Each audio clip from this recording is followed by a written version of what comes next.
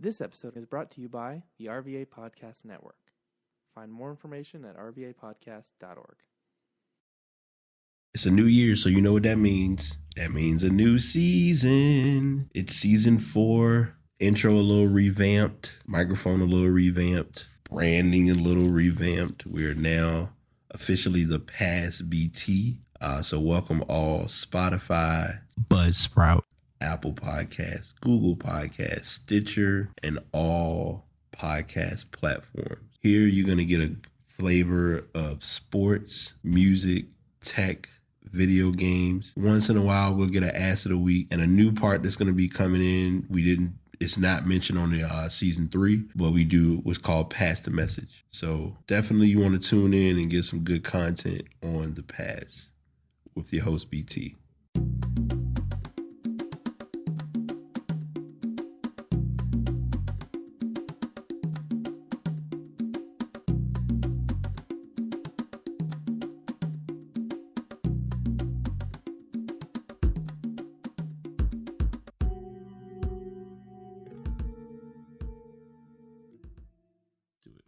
Episode 284 of The Pass is here. What's going on, everyone? I'm your host, BT.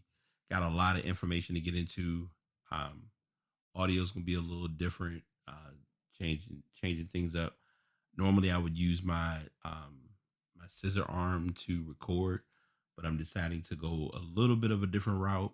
But, hey, when you got what you have, you make what you have work. And so that's what we're doing with this show today. And I think I know what it might be. Hold tight. Probably something simple. That might be what fixed it. Yep, there we go. Okay, that's a little better. All right. So before we get started, I always like to start off with the angel number. And the episode is 284. So the angel number today, or the significance of the angel number 284. It is a sign of meticulousness. This is a message from the spirit angels telling you to begin to be careful in all that you do. Begin to eliminate the attitude of not caring. Begin to be sensitive to yourself and those around you. Do not be so quick to finish a project without doing some research. Always go through everything that you have done before completion. The angel numbers are advising you to be careful and sincere. Give attention to every responsibility you have. Angel number 284 symbolism is a sign of thoroughness. Begin to be diligent moving forward. Angel number 284 symbol is a message of encouragement from the angels telling you not to worry. The angels will always be by your side to protect and keep you safe. And when you need them, just call upon them and God will assert. Determination is fondly associated with the angel number 284 meaning. There are those among you who are not determined in life due to the past or their previous backgrounds. Angel number 2 is a message for you to begin pouring positivity into those people or into these people. Do not ignore. You were once a person who had no focus or determination in life. These angels are sending you a message to begin encouraging these people. Angel number 4 is a sign to begin helping those around you who need help. Hard work is fondly associated with this number. Encourage those around you to be consistent with all they do. You're surrounded by demotivated people who do not have a sense of hope. The number 8 in angel number 284 resonates fondly with karma. This is a warning from the angels advising you to make peace with your past so as to not affect your future. Do not ignore this, as making peace at this time is what determines the future for you and your family. The angels are telling you that karma is real. Therefore, do not let it be the deciding factor in your life. Angel number 284 is a message to you telling you to encourage those around you who are demoralized to work hard. Use yourself as an example and the achievements that you have made. Do not be afraid or intimidated. The angels will be by your side to keep you out of danger. It's odd because maybe I missed it. Did they just not give angel number 4? Okay. We're not even going to try to figure it out, but that's okay. So use those words or use that message as you will. And I will share transparently that this is we're in a tough space right now. We're in a tough time. It's in a very interesting scenario because 2 weeks ago, after I finished recording, we actually had quite a bit happen here in my hometown as far as with rioting, with looting. There's been, and this has been going on throughout America with everything going on, and trying to find that peaceful point of finding that level space is going to be beneficial. And I'm going to get into that a little bit more when we get to pass the message, because the message that I'm going to pass is kind of almost what I'm intending to talk about tomorrow in my blog. So if you're not already following or checking out that blog, brite82.wordpress.com, definitely check that blog out. Quite a bit to get into. We're going to go ahead and jump into the stories and the news that's going on right now. First up, and it would surprise, it's normally a shocker that I would not talk about NASCAR, but NASCAR is one of many sports that are in the heat of all that has happened. A lot of businesses are on board in making it clear how important Black lives do matter. I did do a podcast with my accountability partner, as far as it's pretty much, we've been like family for the past years and change. And she was able to, present it about how all lives matter and gave a different perspective. I'll leave that title or comment in the show notes once that show is presented. That being said, NASCAR was one of many sports brands platforms to give their stance on where they stand or how they feel about all that's going on. And their response to it is that they have decided to ban Confederate flags at all of the races as well as the events. On Monday, the only full-time African American driver in NASCAR Cup Series called for the auto racing body to ban Confederate flags from its events. 2 days later, his dream came true. The presence of the Confederate flag at NASCAR events runs contrary to our commitment to providing a welcoming and inclusive environment for all fans, our competitors, and our industry. This was stated by one of the NASCAR gave this out as a statement on Wednesday night in Martinsville, Virginia. Bringing people together around a love for racing and the community that it creates is what makes our fans and sports special. The display of the Confederate flag will be prohibited from all NASCAR events and properties. This week, driver Bubba Wallace told CNN's Don Lemon he wanted NASCAR to go further than 2015 when it asked fans not to bring the Confederate flags to races. No one should feel uncomfortable when they come to a NASCAR race. It starts with Confederate flags. Get them out of here. They have no place for them. Before Wednesday's race, Wallace told Fox Sports 1 that NASCAR made the right call. Bravo, he said while clapping. Props to NASCAR and everybody involved. There's a lot of emotions on the racetrack and off the racetrack that are riding with us. Tonight is something special. Today has been special. Hats off to NASCAR. Wallace had told CNN that initially Confederate flags did not bother him, but after educating himself, he sees how uncomfortable it makes people. There are going to be a lot of course, thank you, advertisement that I don't need. There's going to be a lot of angry people that carry these flags proudly, but it's time for change. I'm not going to read this story. This is it's more details and more information related to this. I'm going to get into the next article because it kind of intertwines with this, but I want to say something on this portion first. It's about damn time, number one. Number two, I get that, if that's your feeling or perspective, then that's totally understandable. If it's going to affect them losing fans, I highly doubt it, because fans are supporters of the event, not their personal, showing of the flag.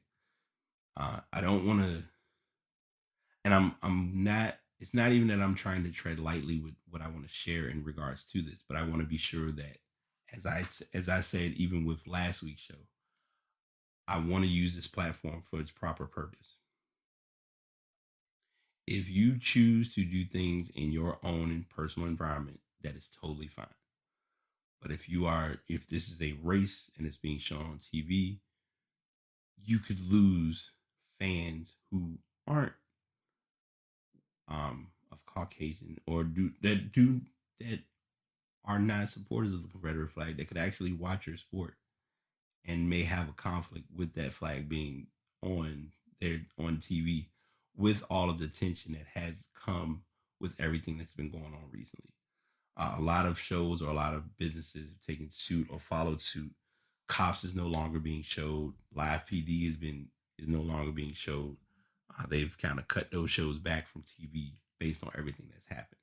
So seeing something of this magnitude happen, it's good that it's happened. It's it's almost the presentation of the push of, hey, it's good that we were able to get something.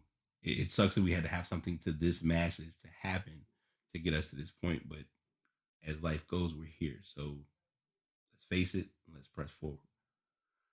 Um, as an add-on to this, once this announcement was made, one of the NASCAR drivers, Ray Ciccarelli, decided that he would quit due to the Confederate flag ban. He tried to clean it up, but it didn't look right, and we'll get into where he kind of just, to me, he exposed himself without saying it. And I don't want to say that he is a racist, but I feel as though he's presenting himself as such. And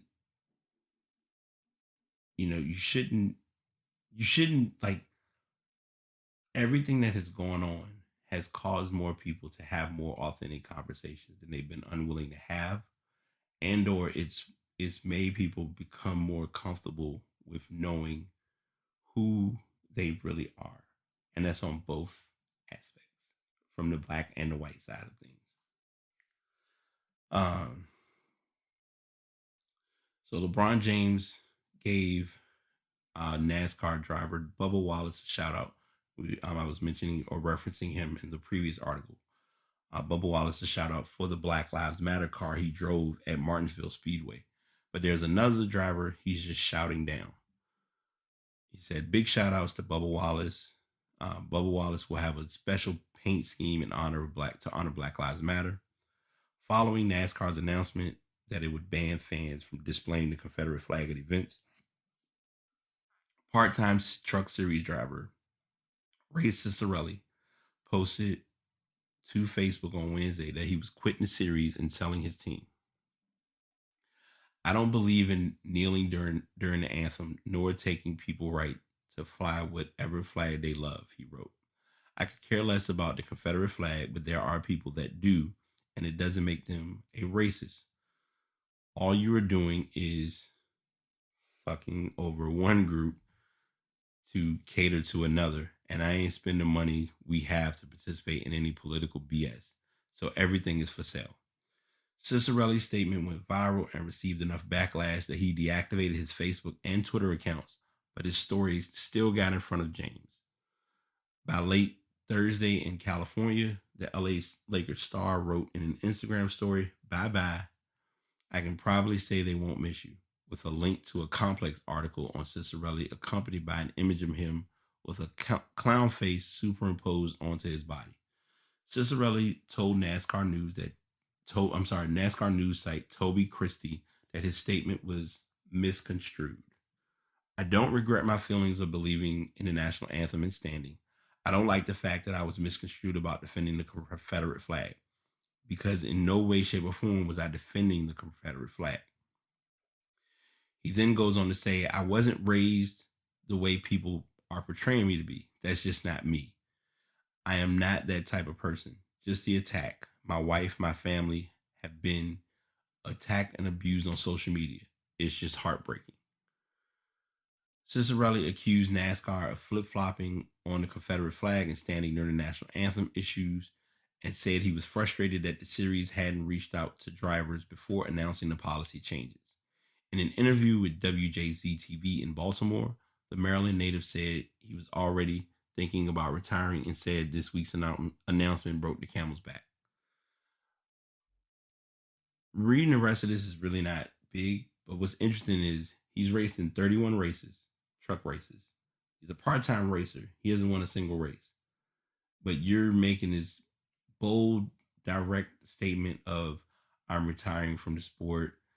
I don't feel I should be in this caliber or playing in this, participating with a activity that does not consider the racers. No, not the races are important, but the fans are just as important. And if you, as a racer or as a NASCAR racer, do not understand that, then you're missing the mark. And this goes back to what I said before.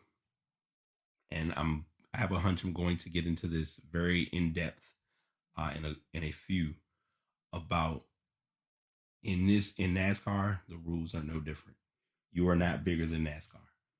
Uh, the fans benefit. Like with like without fans, there's really not NASCAR. Like it would, if they were to do any races without NASCAR fans, it would be very weird. It's already tough enough as it is when you're watching a soccer match without fans. Picture NASCAR without fans. Think of how much revenue is lost without a fan watching you race. I know a lot of people make the mockery and the joke of it's a bunch of left turns. It's all well and good. I also personally just think that Cicerelli he drew breezes without saying it. He did his best to try to clean it up at the point. It didn't clean up as well as he expected, and now he's trying to save face and saying that it wasn't about the Confederate flag and it wasn't about player if anyone decided to kneel. I'm gonna give these examples because I feel like it's not talked about enough, and I know there aren't any Kaepernick stories in here, but I'm going to bring up some things, and I think the Goodell story may have some information about it, but we're gonna cross that bridge when we get there. Mahmoud Abdul Rauf did not. When they would do the national anthem back in the 90s, he had his back turned, he had his hands across his face. That was his way of where he felt as a Muslim. Craig Hodges played for the Chicago Bulls. His career pretty much took a wild turn, all because he wore a dashiki to visit the White House. And I believe then President George Bush, Father George Bush, let me make sure I'm clear, because I don't think Clinton was in office yet. They showed like a picture of them playing basketball together, and Craig Hodges gave a list or gave a document of things that he felt should be handled properly with America. They didn't like it. That affected his NBA career. That affected, that kind of put him in like a hiding behind the scenes type of position, but he expressed himself. This is a separate tangent from all this being said, but when you see someone do something of this magnitude, you really do have to wonder if you're really thinking your plans out. Now, he did say, granted, that he was looking to retire anyway. If you were looking to retire, then just say, "Hey, I'm walking away. I'm not retiring. I mean, I'm retiring from the sport. This is my time. I want to let it go." But to put your personal view of saying that it had to do with them, like the option of the Confederate flag was like the last straw. No one's gonna miss you. You didn't win any matches. You're almost 50 years old. I'm probably reaching with his age, but you're not making that big of an impact that NASCAR is gonna miss you. I'm not gonna say we, because I can count on one hand how many NASCAR races I fully watch, like from starting line to finish. Can count it. And I mean, NASCAR is not a bad sport, but sitting and watching it no. But there are fans who are dedicated to it, just like you have baseball fans, et cetera, et cetera. Our next story is Twitter is very scary. And I know for a fact if people could, they would.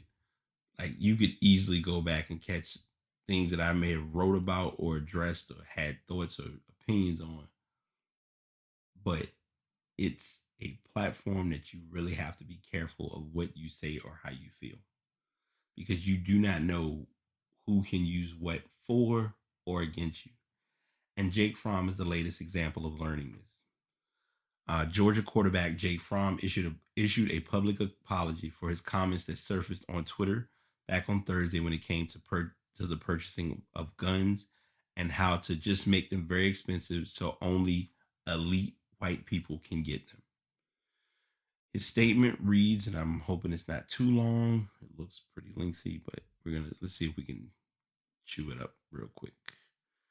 Sometimes when people put a statement, it's like, all right.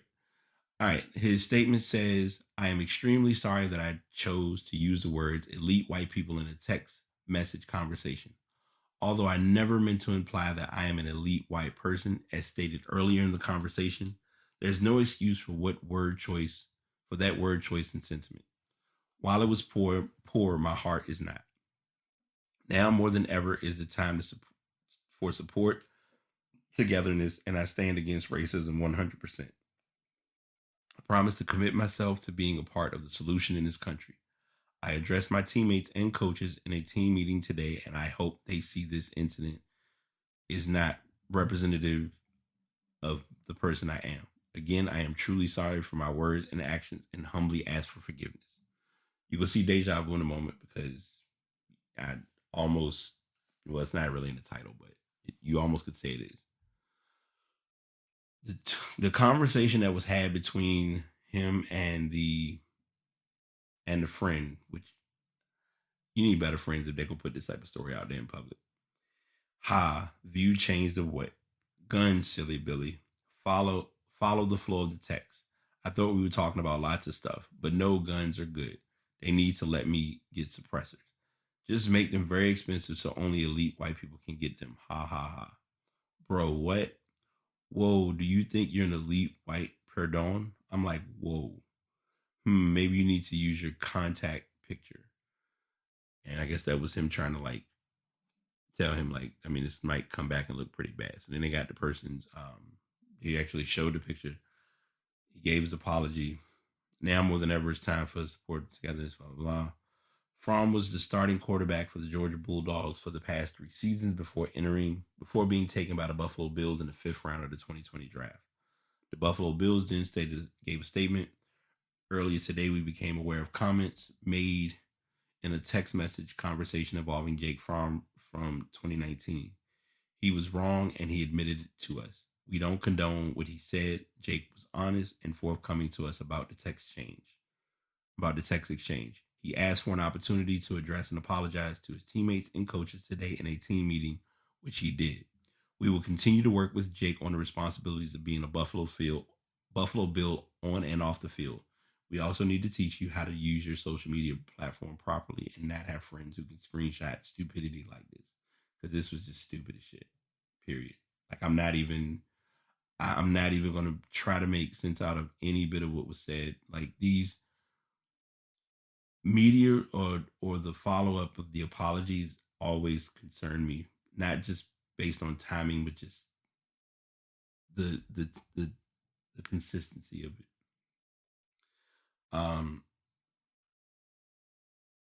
His teammate, it just should not have been done. That's kind of almost what I almost want to say. And one of his teammates, Monty Rice, stated, "Hey Jake, this shit ain't it," and it's not. It is not it. For a lot of this, and this is going to be something that I'm going to do my best to get into with all that's been going on. Words are great. I have this microphone and I have these thoughts that I share. It's going to be your actions that are really going to be what's important. I know here I'm still trying to get like a good handle or a good idea of, not necessarily even on a political plateau, but just on the grass, like the groundwork of just working in the community. 2012, 2013, that was one of those points where I was there and I left it. I stopped doing it. And I feel like at the time when I was doing it, it was something that kept me active as well as aware of what was going on. So that's something that having this verbally said, it's going to be something that I'm going to work harder on. Our next part is, and like I said, Jake Fromm, Drew Brees better make sure they linemen get covered as far as like some type of benefit, some type of perk, because if you don't, and any of those linemen are black, I'm gonna just say it. I would not be surprised they move out of the way, or if something happened where they got a suspicious sudden injury, like just do not be surprised. And that's all I'm gonna say. And that's not me being negative. That's not me wanting them to be hurt. That's not me looking for that to be the outcome. But it's almost as though responsibility and accountability has to be taken with these situations or with these circumstances. Um, NHL is looking to go through with their uh, qualifying round of 24 teams to do what's known as a best of five series. They've come up with the format on how they're going to do this because, as I have confirmed or as I'm beginning to see, each sport is trying to salvage some form of this season. The only sports that have kind of just said we're watching it because it's not a big hit, college basketball, any college related sports. Now, I've not heard anything yet from the WNBA. Let me be clear. The NBA, we've already heard they're going to be doing their format and their play style, which I believe the first game is going to start July 31st, if I remember correctly. And this is hockey's direction. The sides determine that the tournament will not be bracketed, but will be reseeded after every round. These are two key details of the NHL's return to play plan, but there is still plenty to hash out before games can resume. Bill Daly stated that the league was still on track to have training camps open in July. Now, the first part of it, I want to make sure because I gave the second part, but I didn't get the first part. The NHL and the NHL Players Association have agreed that the qualifying round of the 2014 tournament will be a best of five series, and all four playoff rounds will be a best of seven series, the NHL announced. Continuing with the article, the NHL and the NHLPA must agree on health and safety protocols for games and determine whether family members will be allowed to travel with players into the bubble. The NHL has said it plans to test players daily for the coronavirus once games resume. Commissioner Gary Bettman has projected that the NHL will require between 25,000 and 35,000 tests. Since each test will cost about $125, the price tag for testing will be in the millions. If we do come back and play, we're going to have to put a lot of trust in the NHL to keep us safe and healthy. And this is coming from one of the players for the Montreal Canadiens. That's a major step to take. Obviously, you go through the amount of players in our union. There are going to be players with those fears. They have to be made comfortable to come back. I don't think there have ever been negotiations between the two sides that have gone perfectly. The NHL has determined it will resume play in two hub cities, which will be NHL markets. The NHL narrowed the list to 10 possible cities, but there is no time frame to make an announcement. The NHL won't mandate that players return to their playing cities until training camp. And then they go on and on. There's speculation that training camp will be roughly 3 weeks, but that is something NHL and NHLPA have to negotiate. And Bettman said he will seek input from the players. Next on our list, continuing with more sports that are coming back, MLS is looking to get back in soccer mode. They're going to be starting off a back tournament. MLS is back tournament to kick off on July 8th, and that's going to be in Orlando. If you're going to pick up on the trend, a lot of these things are going to start in Orlando and kind of spread based on what phases areas are in. They unveiled their plans for returning to play in the wake of the coronavirus pandemic, with the league set to return on July 8th. And they're calling the tournament MLS is Back Tournament. Kwani, hey, what's going on? Welcome to the show. We're just in the everything returning back, sports returning back. All 26 MLS teams will participate in the competition, which will be held at the ESPN Wide World of Sports complex at the Walt Disney World Resort, just outside Orlando, Florida. We are pleased to team up with Disney to relaunch the 2020 MLS season and get back to playing soccer. Teams will head to Orlando starting on June 24th. though arrival dates will vary because most teams will prefer to train in their home market. Just to kind of give you some key dates on this, the 24th teams will arrive to Florida, July 8th group stage, 25th through the 28th of July, round of 16. Quarterfinals will be from July 30th through August 1st. Semifinals August 5th and 6th, and then the tournament final will be August 11th. So again, they're going to follow the same protocol as hockey. They want to get some form of salvage to get some type of profit. I'm going to go on a limb. They're going to be doing testing and checking players and making sure everything's good to go, because you don't want to have anybody out there who could possibly test positive for coronavirus and generate a bigger outbreak within the sport. Next up on the topic on our list, still on sports, Chris Doyle has been put on leave after players voiced their negative experiences. There was a video that was posted on Saturday calling this a defaming moment for the Iowa Hawkeye football program. The decision came after several former Iowa football players spoke out about negative experience they and other Black players had while at Iowa and under Doyle's supervision. Over the past 24 hours, I've seen some difficult and heartbreaking posts on social media. I appreciate the former players' candor and have been reaching out to many of them individually to hear more about their experiences in our program. I am planning on talking to all of them in the coming days. This is a process that will take some time, but change begins by listening first. Some of the social media posts from former players included offensive lineman James Daniels, now with the Chicago Bears. And they just have more information regarding this story. This looks real bad for Iowa.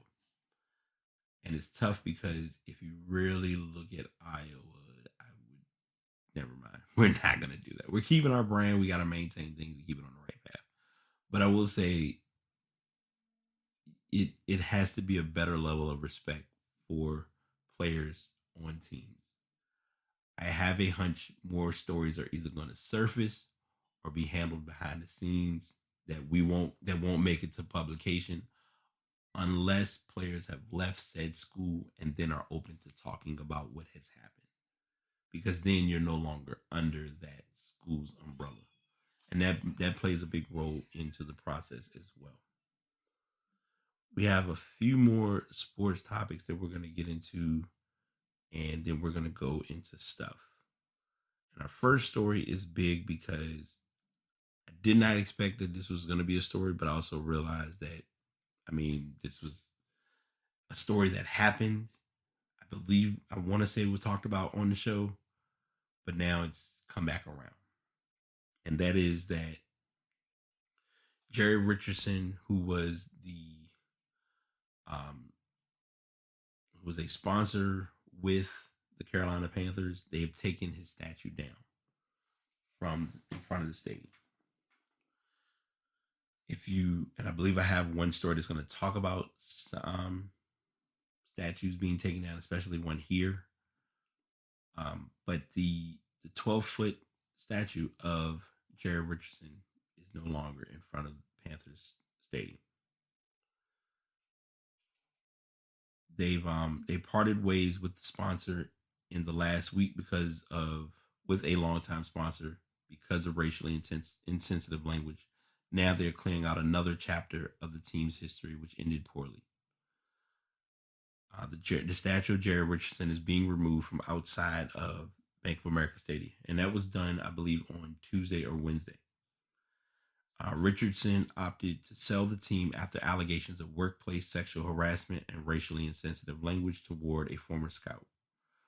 When David Tepper bought the team from Richardson in 2018, he said he was contractually obligated to keep the statue on stadium grounds. But with the national conversation changing in the last 2 weeks, Tepper seems to have found a way around having a reminder of Richardson's final days in charge of the team on the property. There was an update that was given from the Panthers saying, "We are aware of the most recent conversations surrounding the Jerry Richardson statue and are concerned that there may be attempts to take it down. We are moving the statue in the interest of public safety. Long story less long. That's them saying we don't want anyone who could have access to get into the stadium to take a chance on possibly spray painting or causing any damage to it. I believe they did state that the sign, meaning that it was taken down on the actual statue and was stored away. I don't know how that's going to work, if they're going to burn it up or do whatever, but they didn't say give out a direct, we let this statue go, and we're still holding the statue. Our final story in sports, and I asked a friend of mine about doing what I'm about to do, but I'm going to do it in between sports and stuff. But the NFL condemns racism, admits we were wrong not to listen to NFL player protests. Modest way of saying it is, we realize that Kaepernick was kneeling for a true purpose, but we don't want to come clean and say, hey, we messed up. Kaepernick, come home. And it would look bad because then it's going to present the exposure of the obvious. Before I read this article, and I'm saying this because I bring this up all the time, and it's important to note, Kaepernick was a talented quarterback, and he still can play football. I feel like he probably would be able to hold a quarterback position over a lot of quarterbacks in the NFL today. But the challenge is, I also have to be a union as a league and say, hey, we need to give him a chance. And I think stories are coming about that he may be getting a practice or getting a chance to go get on with a team. But even down to him getting the practice that he did in Atlanta, it is still stuff with that I will just not understand. But that's me just kind of speaking openly about it. So NFL Commissioner Roger Goodell admitted that the league was wrong for failing to listen to players who protested social injustice. In his second statement released since the May 25th death of George Floyd, an unarmed black man killed by police in Minnesota, Goodell used a roughly 80-second recorded message not only to condemn the systemic oppression of black people, but also to admit fault for not listening to its players earlier. He's using current players, not players who have played, because he wants to say Kaepernick, but I feel like he just didn't, because, like I said, it would look bad for him to have to clean that up. Goodell says he wants players to continue to speak out through protesting, supported the Black Lives Matter movement, and offered his participation. I personally protest with you and want to be part of the much needed change in this country. Without black players, there would be no NFL, Goodell said. Floyd died shortly after Minneapolis police officer Derek Chauvin was recorded with his knee on Floyd's neck following his plea of being unable to breathe. Chauvin and 3 other officers have been fired and charged in connection with Floyd's death. The video footage caused an outbreak of protests throughout the country, renewing conversation about police brutality and social injustice. The NFL has come under fire since Floyd's death, as the image of Chauvin's kneeling on Floyd's neck is being compared to former San Francisco 49ers quarterback Colin Kaepernick kneeling during the national anthem in 2016 to protest racism and oppression. The move sparked years of controversy, lawsuits, an eventual settlement, and a blown attempt to reconcile after Kaepernick was blackballed. And I have to remember before I read or go any further, because I want to still keep the podcast just for a couple more years. I think the NFL is in this position where they can't talk too much about Kaepernick regarding this, because it's probably in their written deal based on the financial agreement that said, Cap, we're gonna do right by you. We're gonna do the finance part, but this is it, and that's just what it is. And I don't know if a clause or anything was stated in there. If something does come back, hey, we gotta say Cap was part. Like Cap was kind of giving us the idea. Colin Kaepernick was giving us the idea. Kareem Abdul-Jabbar stated on CNBC's Closing Bell back on Tuesday to discuss the recent protests throughout the country following Floyd's death in the killing of Breonna Floyd's death, the killing of Breonna Taylor in Louisville, and the February 23rd shooting of Ahmaud Arbery in Georgia. Abdul Jabbar said the NFL needs to prove to all of us that they mean what they say. We have to listen to people who are suffering. He also called for law enforcement and companies to understand the problem facing America. Certain people among the ranks of police are racist or are afraid of people who don't look like them. I think all of us would serve this issue if we can make friends with someone who doesn't look like us. I think that is a key issue here. That too much of people's humanity and their right to be part of the American dream is not recognized all the time, and that's very unfortunate. Goodell tried, and I think he is realizing that, okay, it is tough being a black male or a black woman in America, but it's also it's still the presentation or the acknowledgement of the obvious and saying, hey, we want to get this, we want to make this right as a league. Let's come together and make this an actual conversation. Like, I think everyone, like when all of the players, coming on and doing their different speeches, and it was even talked about because they were bringing in I can't remember his name, the quarterback for Kansas City. It's going to come to me because I always forget it every time, and it's going to just blow my mind if I can't remember his name. I hate being a media person and not knowing people.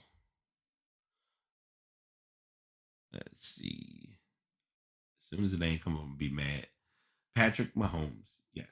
Patrick Mahomes being one of the many faces involved with this. Um, Also, bringing light to everything. It was like, okay, Goodell had to act fast, and this was his way of acting fast. So I'm glad that they're trying to get things in the right direction, because any progress is better than none, and that's kind of the best way that I can present and or approach this whole conversation. Before I get into stuff, and I'm going to wait until we get to this 41-minute mark. We're going to do an 8-minute and 46-second moment of silence for George Floyd.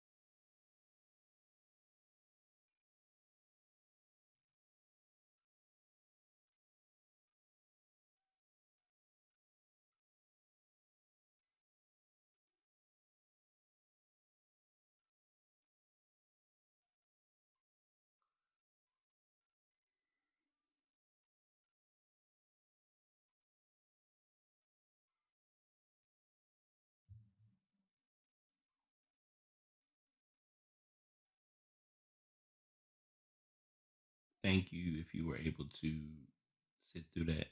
I know that's quite a long period of time, but it was on my heart and it was on my spirit to do what I felt was best. Um, I only have like two topics about stuff, but I'm gonna get into those in a moment. But I want to, and I don't know if I shared this on the last podcast or not, but I know personally I was, a lot of people had shared and a lot of people had talked to me about the video, and I personally was up in the air, unsure if I wanted to watch the video, if I wanted to even, think of that occurring, and I didn't. The only thing worse than seeing something is hearing it. And you don't have to physically be somewhere. And I'm going to get back to George Floyd in a second, but you don't have to physically be somewhere. And if it's a story told about gunshots being involved, hearing the gunshots, you know what's happening. The tough part is what happens on the other end of it. Bringing this back to George Floyd, what makes it tough for me is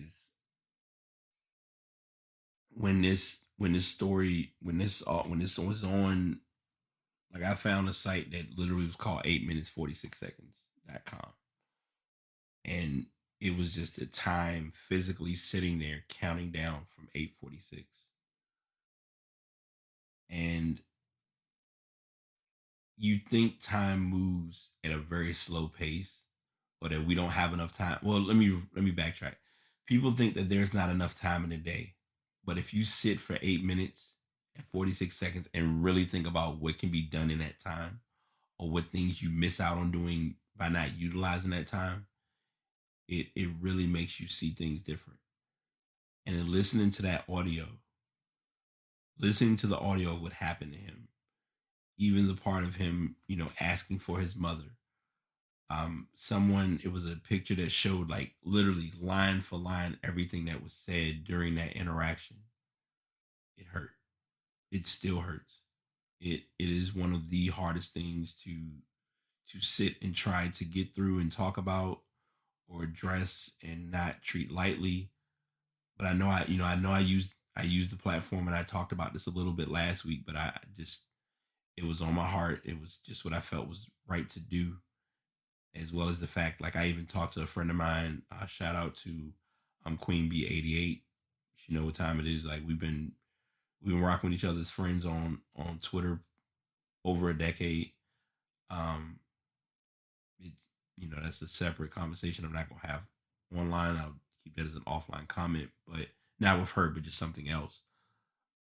But I'm gonna come clean and saying, I asked, just kind of thinking about, should I do this as a dedication to do something, in his honor. And she was like, do it. And I wasn't sure if I was going to do it at the beginning, because when I first started, I just started talking. So, I mean, people coming in and at an 8 minute and 46 mark of just not hearing me talk would have been weird. But, if it's what you feel is right to do, you do it. And I looked at it as the mid show would have been the best point. It was either going to be the beginning, the transition, or the at the pass after pass the message. Um, so that was where that all hit and where that all came from. So I hope, if that 8 minutes was too much for you, I understand. If you did sit through it, I appreciate you. I appreciate those who didn't either. I'm not putting one against the other, because that's not my function. And it's not even like being in a passive aggressive or nonchalant manner. It's just being true to who I am and what I'm about. So I know I probably am gonna have like a little bit of time. So if you're on IGTV, you may get part two, or I may just clip the video and you'll listen to the audio. But I do have a few more. I have couple topics to get into about stuff. Get into our asses of the week, and I got a message I'm passing along. It's a music session that happened, but I'm gonna try to see how I can freestyle it a little bit. Anywho, Zoom is stating that free users won't get end-to-end encryption. So what that basically means, FBI can access your shit. Video calling company Zoom confirmed this week that it won't enable end-to-end encryption for free calls, in part because it wants to give law enforcement access to these calls if necessary. We think this feature should be a part of our offering for professional customers. This was stated by the CEO, Eric Yuman, back on when he was in a meeting with the investors. Free users, for sure, we don't want to give them that because we also want to work together with the FBI, with local law enforcement in case some people use Zoom for a bad purpose. Encryption is a key issue for Zoom, which has been attempting to beef up its privacy and security after heavy usage exposed weak points during the COVID-19 pandemic. Reuters reported last week that the company will only roll out high security and encryption to paying customers, potentially with exceptions for dissident groups or nonprofits that require the added security. There's an industry-wide conversation about protecting privacy without making it too difficult to catch illegal and abusive content. Congress is currently considering a bill that opponents fear could legally punish using encryption on social media. The Justice Department has objected to Facebook's plans to enable end-to-end encryption across services. Child safety advocates have warned that predators use Zoom along with other live video platforms to live stream abuse, with one federal prosecutor dubbing it the Netflix of child pornography. And it's just a couple more articles regarding this. Shout out to, oh my gosh, I'm going to be horrible because I should know who shared this. Give me a sec because it's going to come back to me one day. Shout out to Siobhan for sharing this article with me. She did share like an actual story related to this. And it just kind of was like, I got to put this on the podcast. So I promised I would give her a shout out. Boom, done. Check her out at Siobhan Mitchell. She's kind of been my creative spirit animal. So I'm going to definitely not ignore what she has done in the creative community by far. I'm looking at my favorite and most infamous timer on Instagram. So I'm going to, like I said, once that 1 minute and some change capped, then we are capped on IGTV. You're just going to get raw audio from that point after. Our next story is an update on a couple of statues that have been toppled, that have been taken down here in Richmond. There were witnesses who said a large group of people were seen pulling down a Confederate statue of General Williams Carter Wickham in Monroe Park on Saturday night. Later in the evening, some people managed to topple the already tagged statue of Wickham to the ground using ropes. This was one of the many statues that were taken down. Someone was able to get Christopher Columbus's statue down near Maymont Park. And there was a third one. I can't remember the name of it offhand. Right now, all of the patience and processing now is to wait for Robert E. Lee's statue to come down. Bye, IG. Miss y'all.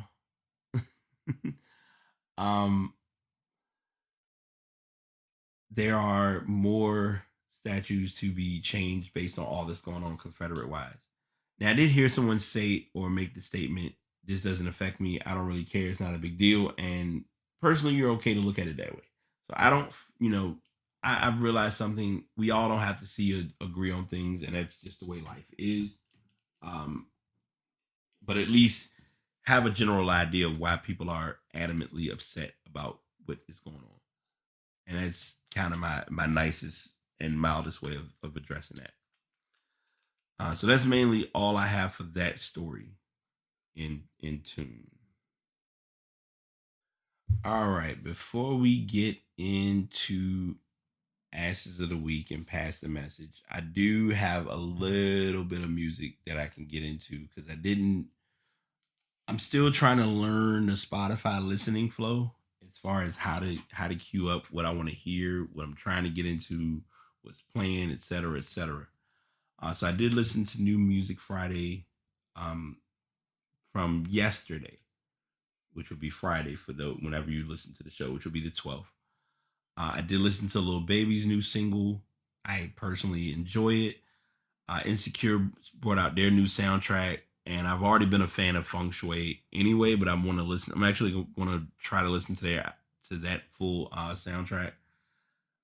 Chloe and Halle have their new album out. Want to check that out.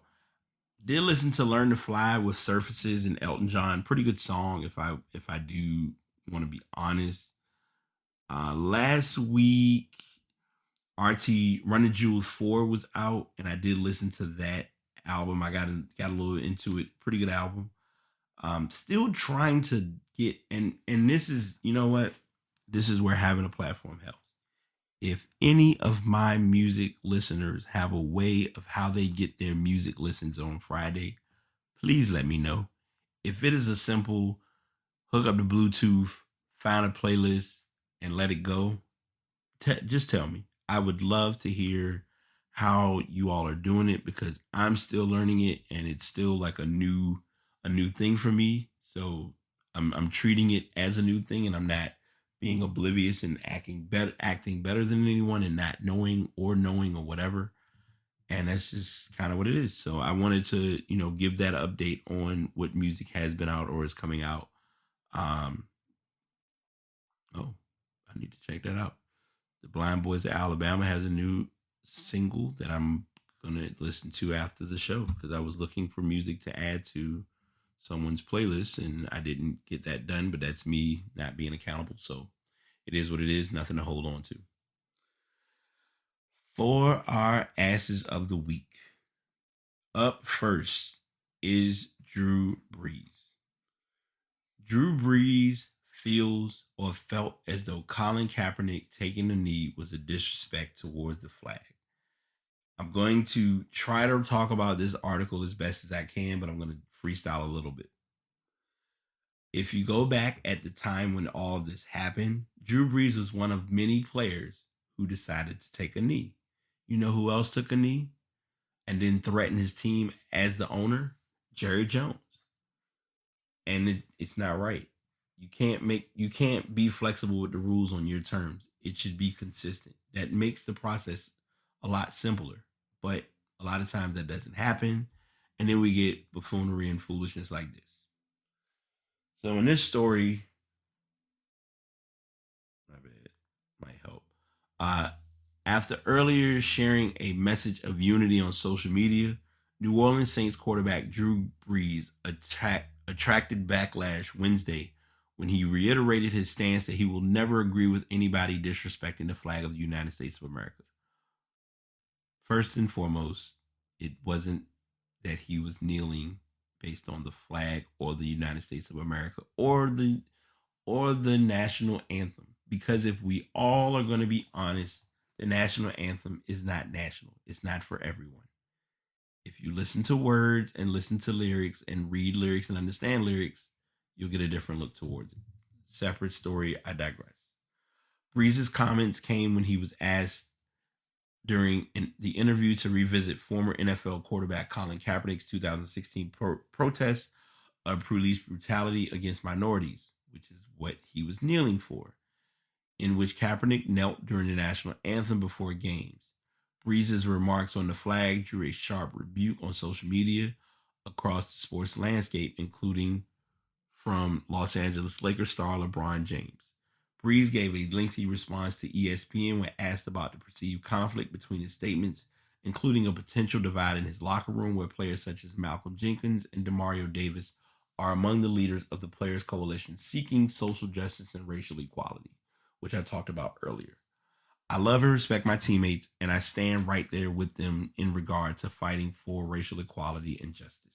I also stand with my grandfathers who risked their lives for this country and countless other military men and women who do it on a daily basis. Jenkins then responded, stating that he was hurt by his comments and they were extremely self-centered. Our communities are under siege and we need help.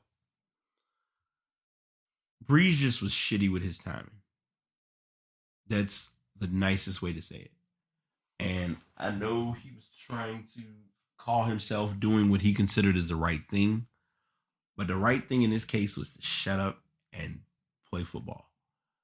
And I'm using that term to reference something that I am stating, gonna go into on the next Ask of the Week, is if you're wanting to use your platform or you're wanting to give your opinions or your thoughts on something, be sure you talk to your own brethren before just coming out and making a stupid statement.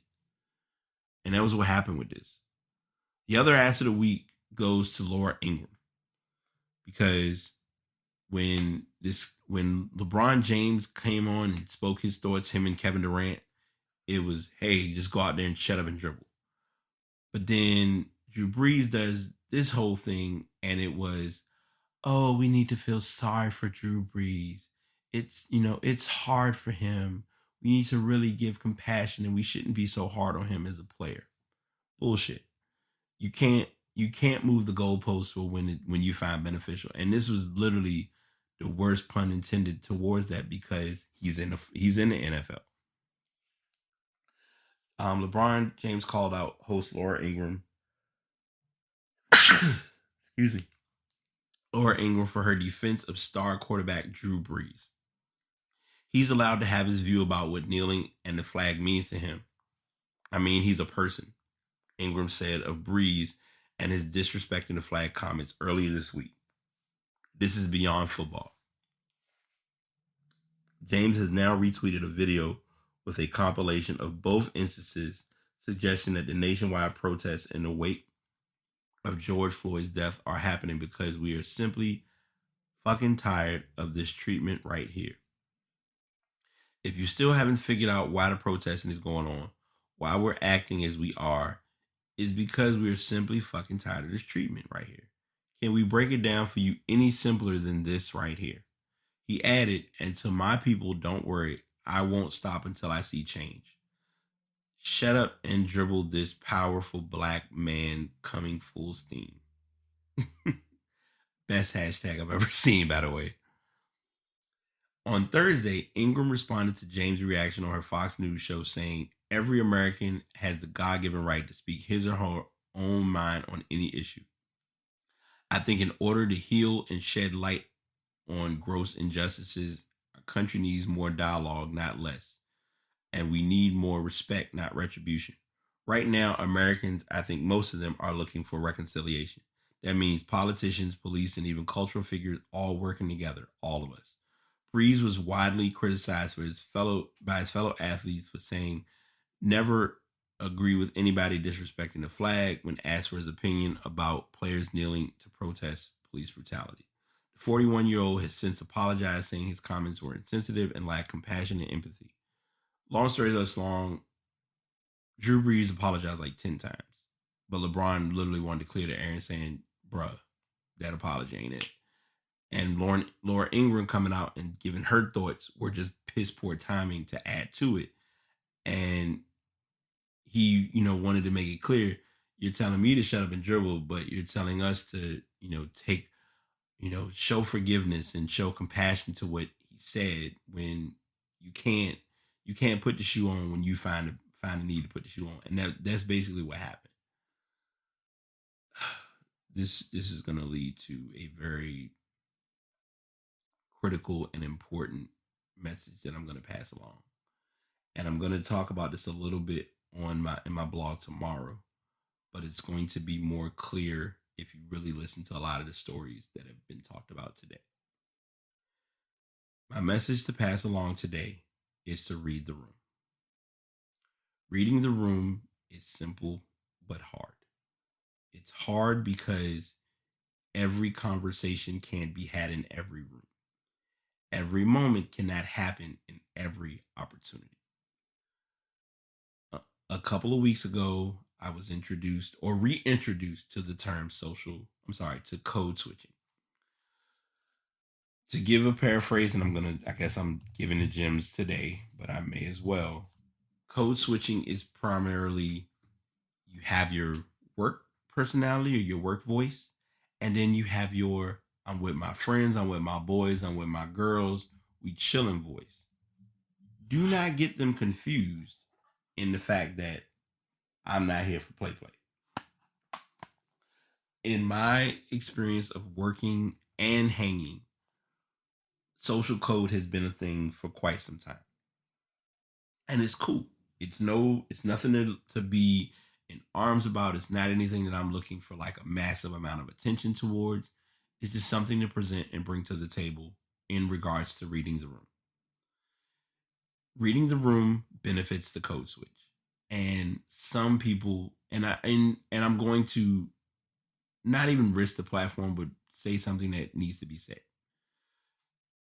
In code switching is heavier for blacks than it is for other races. And the reason I say that is because for most blacks, it's already perceived, and I even deal with this, especially with doing a podcast. Why do you sound, you sound white? What does sounding white sound like? Because I've talked to people who are white and sound less educated than me. So if you're saying that I'm educated, then say that you sound educated, or you sound like you know what you're talking about. But don't sit there and say I sound white and I'm black. Like I'm me. You're just gonna get me, like the way I am, and even talking on this podcast, I have the same type of conversational dialect with friends or with colleagues who aren't on my job. So it's not like a show or I'm just doing it to benefit the cause. It's who I am. And reading the room benefits in this regard because if I'm able to see the room and gain the environment of what's what, it makes for a beneficial dialogue and connection with people, regardless of race, regardless of personality, regardless of their box, regardless of their mindset. And I shouldn't be limited to who I am and what I'm about based on your personal perception without really knowing me. So the message that I'm passing along, once again, please take time before you say or do anything stupid. Read the room. And I almost feel like if I could do this, I would stand up in front of a bunch of cops who do not get the importance of their job and really get them to read the room. Because I think where we've gotten with police brutality, what hasn't been done should have been done a long time ago. And that's read the fucking room. Pay attention to what the fuck is going on. And I'm definitely getting my explicit content bag. So if you ain't for it, I get it. I'll edit my other points. Yeah, I got my one edit point that was necessary. But in this case, fuck it. I'm saying what I need to say. And that is read the fucking room. And be impeccable with your word. I hope everyone enjoys their day. I hope everyone has a productive weekend and a productive week. Do something worthwhile for yourself. Do not leave yourself on an island and not get the proper care and or sanity you need to get through life, because we all need it when it comes down to it. I'm your host, BT. This is The Pass signing out. Y'all have a good one. Really appreciate all the support, all the listens, all the likes, all the effort that goes into anyone who has provided any form of content for The Pass. We're signing out now, but you definitely don't want to miss what's in store for the upcoming episode. If you are interested in getting more information or becoming a podcaster, you can check out buzzsprout.com. And the microphone that you are hearing me use is the Blue Yeti X. I had been using a Yeti for a while. I went back to the Samson Meteor, but now I'm using the Blue Yeti X, which is everything. Trust me. All social medias, The Pass BT. That's THE Pass, as in pass the ball. BT is my initials. And finally, if you are a creator and you want to support a fellow creator, subscribe, like, and comment on The Pass. Until next time, this is your host, BT, signing out.